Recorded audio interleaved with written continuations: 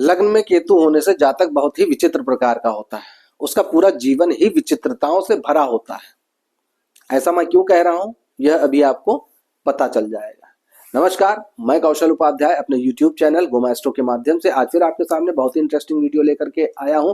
परंतु वीडियो शुरू करने से पहले मेरा आप सभी लोगों से विनम्र निवेदन है कि जो श्रोतागण मेरे वीडियो में या मेरे चैनल पे नए हैं वह मेरे चैनल को सब्सक्राइब करें, मेरी वीडियो को लाइक करें और शेयर जरूर करें ताकि अन्य लोगों तक भी मेरी वीडियो पहुंच सके।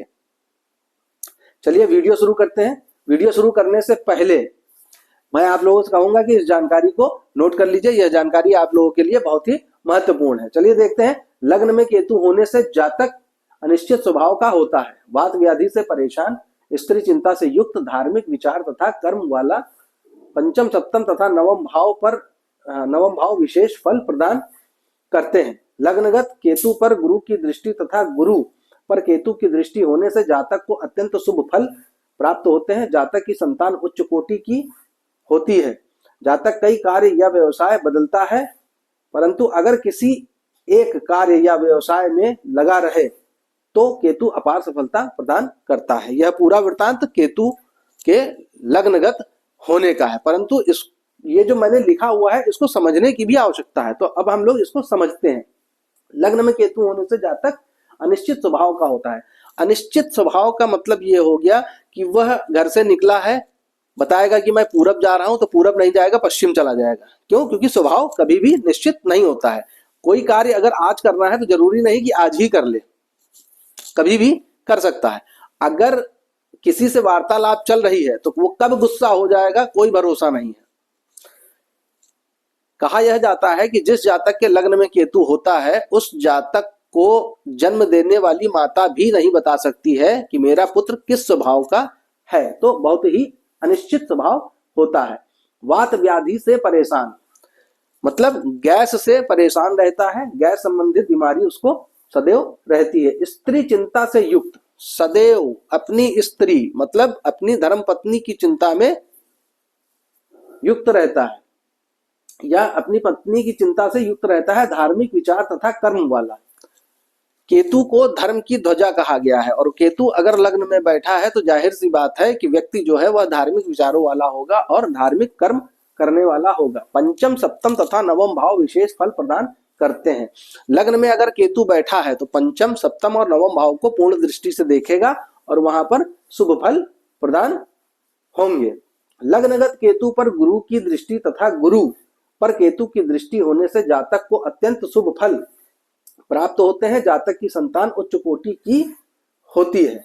अब देखिए यहाँ पे लिखा हुआ है कि लग्न में अगर केतु बैठा हुआ है और गुरु की दृष्टि केतु पर और केतु की दृष्टि गुरु पर पड़ जाए तो हम लोग मान लेते हैं कि दृष्टि युति बन जाता है और बुध और केतु की दृष्टि युति के कारण उनको साथ में मान लिया जाता है। तो ऐसी अवस्था में भगवान की कृपा जातक पर होती है। किस प्रकार की होती है इसको समझने का विषय है। इसको मैं आपको बहुत ही विस्तृत अवस्था में समझाने का प्रयास करता हूं।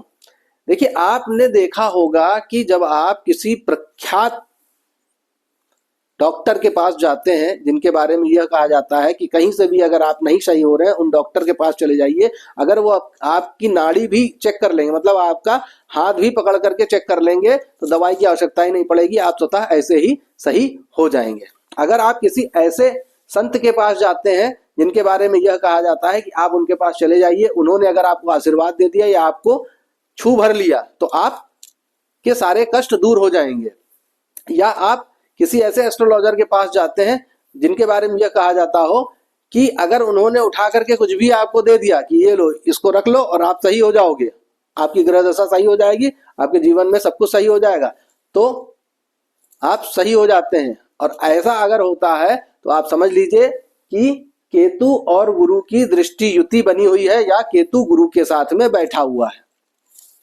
बहुत सफल वैज्ञानिक जो होते हैं उनके पास भी केतु और गुरु की दृष्टि युति या केतु और गुरु कुंडली में कहीं ना कहीं मिल करके बैठे होते हैं।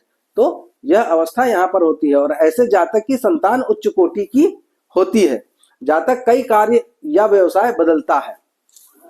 अगर लग्न में केतु है तो ऐसा जातक अपने जीवन में बहुत सारी नौकरियां करता है, अलग अलग विभागों में नौकरियां करता है, या फिर प्राइवेट नौकरी भी कर रहा है तो अलग अलग सेक्टर में नौकरी करता है, व्यवसाय भी कर रहा है तो नाना प्रकार के व्यवसाय बदलता रहेगा। परंतु ऐसा व्यक्ति अगर किसी कार्य या व्यवसाय में दृढ़ इच्छा शक्ति से लगा रहे तो एक समय आता है कि केतु उसको अपार सफलता प्रदान करते हैं। तो यह केतु के लग्न में बैठने का फल है। इस फल को आप लोग अच्छी तरीके से समझ लीजिए। मैंने आपको समझाने का प्रयास किया है। अगर मेरा प्रयास सफल होता है तो मेरी वीडियो को लाइक करिए और ज्यादा से ज्यादा शेयर करिए। आज मैं आप लोगों से यहीं पर आज्ञा चाहूंगा। नमस्कार, जय श्री राम।